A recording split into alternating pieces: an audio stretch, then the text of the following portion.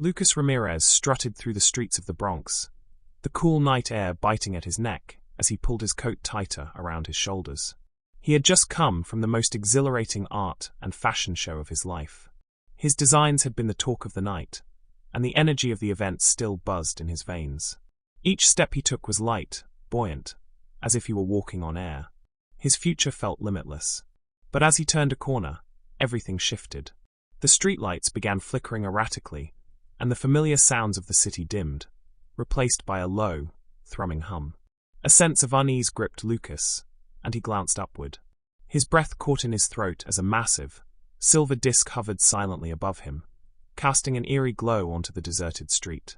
Before he could scream, before he could run, a blinding beam of light shot down and wrapped around him, lifting him off the ground with a force that ripped the air from his lungs. He was gone.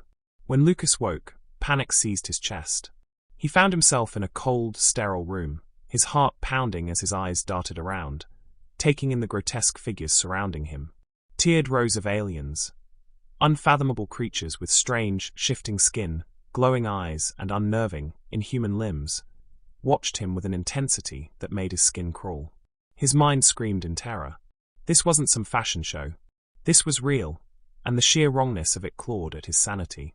The largest alien stepped forward, its voice like a rumble from the depths of the earth. "Human," it growled. "You will answer for your kind." Lucas's heart raced, his breath shallow. What do you want from me?" His voice cracked. For days that felt like an eternity, Lucas endured their interrogation. Every question felt like a dagger, piercing through his psyche. They wanted to know everything about Earth, about humans, questions that were cold, clinical, and invasive. He was nothing to them but a specimen, a subject to be dissected, his thoughts laid bare under their unrelenting scrutiny. Every second stretched into agonizing hours. He barely slept, barely ate, terrified that each moment would be his last. Yet as the days wore on, something changed. It wasn't sudden. It crept up on him slowly, in the quiet moments between the alien Inquisitor's demands. The alien who had once stood towering over him, full of malice, seemed less hostile. It began asking Lucas questions about his life, about fashion, about art. And though Lucas was hesitant at first, fear still gripping him, something in him stirred, a flicker of the passion that had fueled him before this nightmare began. "I design clothes," Lucas admitted one day, his voice hoarse but steady. "I take inspiration from the chaos and the beauty of the world around me." The Inquisitor tilted its head, its eyes gleaming. "You seek beauty in chaos? Explain." Lucas swallowed, his fear loosening its grip, replaced by something strange and unexpected. A connection. He began to talk.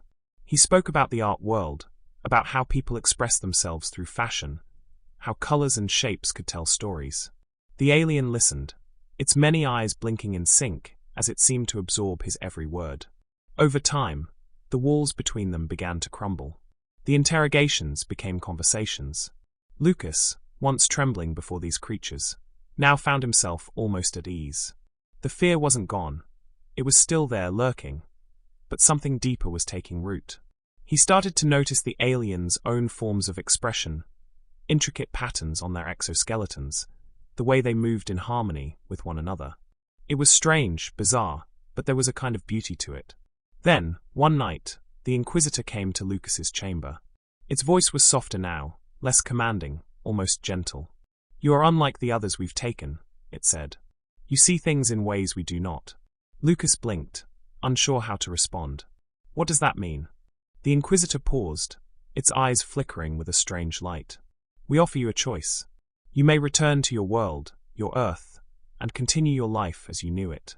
Or, it hesitated, you may come with us, live on our homeworld, where you can continue to teach us. In return, we will show you wonders beyond your comprehension." Lucas's heart stopped. Return home. The thought flooded him with emotion. He could see it all. His apartment, the familiar streets of New York, the vibrant world of fashion that had been his life. The idea of never seeing it again ripped at his chest, a wave of grief threatening to overwhelm him. But something else gripped him too. The aliens, strange as they were, had become more than just captors. There was a kinship now, an understanding. And the thought of staying, of learning from them, of exploring the unknown, It filled him with a kind of exhilaration he had never felt before. He could go home and return to his old life. But what if that life no longer fit him? What if the person he had been was no longer who he was? Tears welled in his eyes, his throat tight with the weight of the decision. I don't know if I can leave everything behind, he whispered, his voice trembling. I don't know if I can live without knowing what's out there, what more there is to see. The Inquisitor watched him in silence, giving him the space to feel the intensity of the moment. Lucas sank to his knees, torn between two worlds. Earth, his home, was calling to him, a life he had built with passion and creativity. But the stars were whispering something else, something bigger than he had ever imagined. I can't, Lucas choked, his tears falling freely now. I can't just walk away from this. The Inquisitor stepped closer, its towering form now seeming almost gentle. Then come with us, Lucas Ramirez. The stars are vast, and your place in them may be greater than you ever dreamed. With one final, shuddering breath, Lucas wiped his tears, his heart still heavy but his decision clear. Take me with you. And so, Lucas left Earth, his heart torn between grief and wonder. He left behind the world he knew, not because he wanted to escape, but because he was chasing something bigger than himself, something that would change him forever.